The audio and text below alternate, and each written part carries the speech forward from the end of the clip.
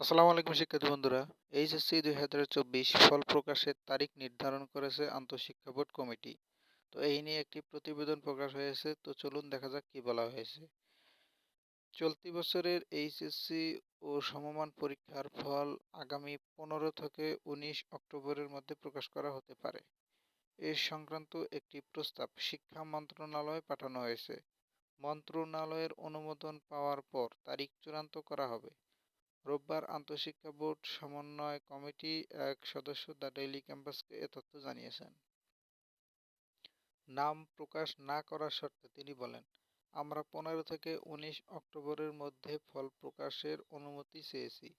তবে ৯ থেকে ১৭ অক্টোবর পর্যন্ত কলেজ ছুটি। সেক্ষেত্রে ১৮ অথবা ১৯ অক্টোবর ফল প্রকাশ করা হতে পারে। বিষয়টি নির্ভর করেছে মন্ত্রণালয়ের উপর বলে জানান তিনি। এ বিষয়ে আন্তঃশিক্ষা সমন্বয় বোর্ড সভাপতি এবং ঢাকা শিক্ষা বোর্ডের চেয়ারম্যান অধ্যাপক তপন কুমার সরকার দ্য ডেইলি ক্যাম্পাসকে বলেন, অক্টোবরের মাঝামাঝি ফল প্রকাশের অনুমতি চাওয়া হয়েছে। অনুমতি পাওয়ার আগে তারিখ সম্পর্কে কিছু বলা যাচ্ছে না। অর্থাৎ তারা সম্ভাব্য একটি তারিখ বলেছে, এখনো চূড়ান্ত তারিখ প্রকাশ হয়নি। অর্থাৎ তারা ১৫ থেকে ১৯ অক্টোবরের মধ্যে ফল প্রকাশ করতে অনুমতি চেয়েছে। যদি অনুমতি পায় তাহলে তারা প্রকাশ করবে।